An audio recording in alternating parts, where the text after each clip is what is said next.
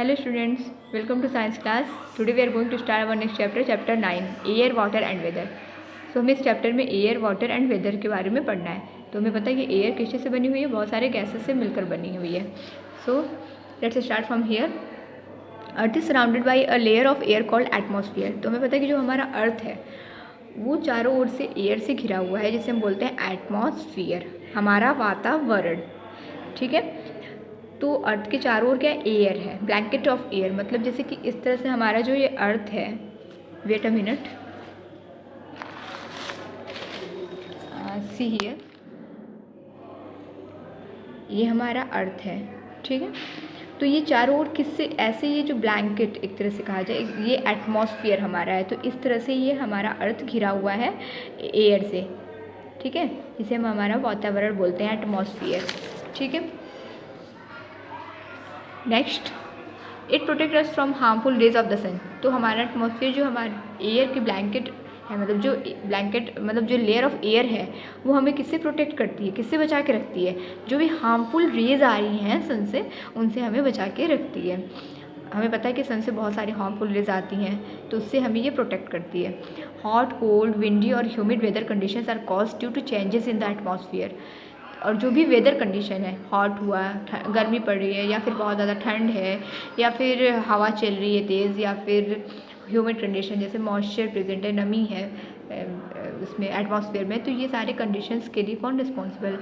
ये सारे मतलब जो भी चेंजेस हो रहे हैं एटमॉस्फेयर में, उसकी वजह से ये सारे वेदर कंडीशंस हम ऑब्जर्व करते हैं. ठीक है. एयर इज़ एवरीवेयर अराउंड अस. तो हमारे चारों तरफ एयर है. हमें पता है कि एयर हमारे चारों तरफ हमें मतलब घेरे हुए है. तो अर्थ के चारों ओर एयर है. तो air is everywhere around us. कहीं भी हमारे चारों तरफ एयर प्रेजेंट है. We can not see air but we can feel it. हम एयर को देख तो नहीं सकते हैं, लेकिन हाँ, हम उसे फील कर सकते हैं. It has wait and occupies space. और एयर में हमें पता है कि भार भी होता है, वेट भी होता है, और ये स्पेस को भी ऑक्यूपाई करता है. ठीक है. जैसे हम लोग देखते हैं बलून में अगर एयर फिल करते हैं तो वो स्पेस ऑक्यूपाई किया कि नहीं किया, तो ये स्पेस भी ऑक्यूपाई करता है. Air is largely made up of nitrogen and oxygen. तो एयर में सबसे ज़्यादा कौन सी गैसेस प्रेजेंट है, नाइट्रोजन एंड ऑक्सीजन प्रेजेंट है. ठीक है. लार्जली मतलब ज़्यादा अमाउंट में. It contain 78% nitrogen. देखिए 78% हमारे एयर में नाइट्रोजन प्रेजेंट है, और 21% क्या प्रेजेंट है, ऑक्सीजन प्रेजेंट है. मतलब ज़्यादा बाकी और भी गैसेस प्रेजेंट हैं, लेकिन वो स्मॉल अमाउंट में प्रेजेंट है. ठीक है. The remaining part is made up of many of gases and a small amount of water vapour. और रिमेनिंग पार्ट क्या है, बहुत सारी गैसेज और भी प्रेजेंट हैं नाइट्रोजन और ऑक्सीजन के अलावा भी. तो ये सबसे ज़्यादा अमाउंट में अगर पूछा जाए कि एयर में कौन सी गैसेज प्रेजेंट है, तो नाइट्रोजन एंड ऑक्सीजन प्रेजेंट है. ठीक है. और बाकी सारे भी होते हैं, बहुत सारी गैसेज होती हैं. And A small amount of water vapour. और क्या प्रेजेंट है एयर में, वाटर वेपर भी प्रेजेंट है. स्मॉल अमाउंट, थोड़ा मतलब कम अमाउंट में प्रेजेंट है water vapour. Hot and cold air. Moving air is called wind. अब हम हॉट और कोल्ड एयर के बारे में पढ़ेंगे. यहाँ पर कहती है moving air is called wind. Wind किसे कहते हैं, हवा जो चलती है उसे किसे कहते हैं, जो मूविंग एयर होती है ना, जो हवा चल रही होती है उसे हम बोलते हैं विंड. ठीक है. फास्ट मूविंग बोला जाए, fast moving air is called wind. Movement of wind is affected by the heat of the sun. और ये विंड की मूवमेंट किसे अफेक्टेड, मतलब जो हीट ऑफ द सन है, सन की जो गर्मी है उससे मतलब ये है. तो इसके लिए रिस्पॉन्सिबल कौन है, सन रिस्पॉन्सिबल है. ठीक है. When the airs gets heated, मतलब मूवमेंट ऑफ एयर क्यों, मतलब कैसे सन से मतलब कि सन की वजह से कैसे इसकी मूवमेंट हो रही है, ये हम पढ़ेंगे. अब हम कह सकते हैं ना कि movement of wind is effected by the heat of the sun. ऐसे दे दिया है कि कैसे गर्मी से हीट की वो विंड मूव कर रहा है, मतलब हवा चल रही है. तो ये हम पढ़ेंगे. When the air gets heated, जब जानते हो क्या होता है कि जब एयर बहुत ज़्यादा गर्म हो जाती है, वार्म हो जाती है, तो वो क्या होती है, बहुत हल्की हो जाती है.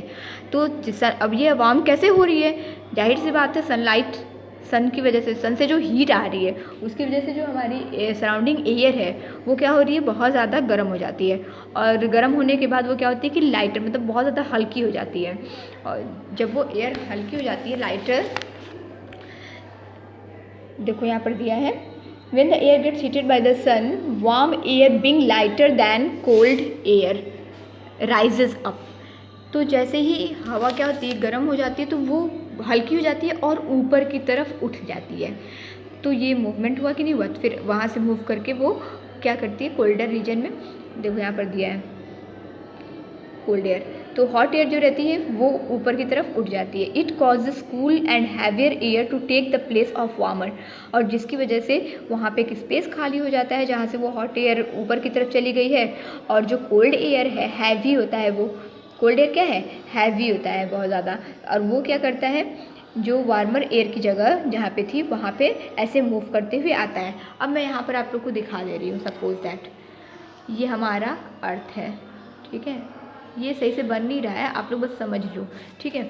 तो यहाँ पर ये सन है, सपोज दैट सन, और हमें पता है कि जो हमारे एयर के चारों ओर क्या है, एयर, सॉरी अर्थ के चारों ओर क्या है, एयर, ठीक है।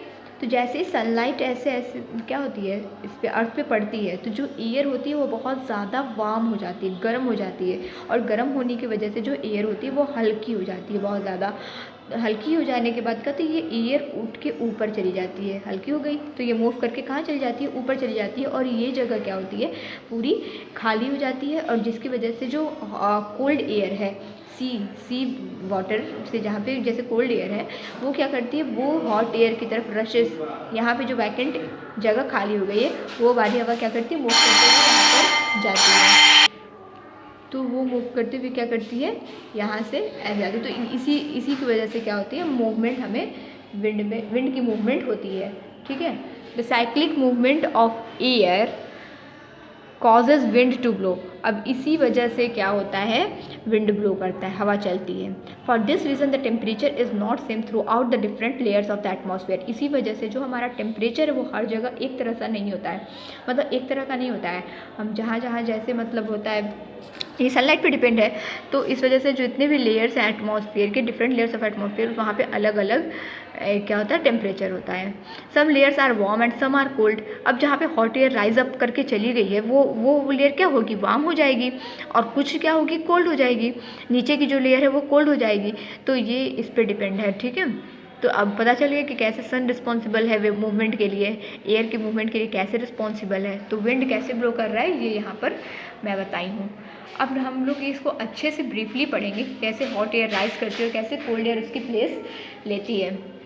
Formation of air currents, land and sea breeze, next class में हम ये पढ़ेंगे।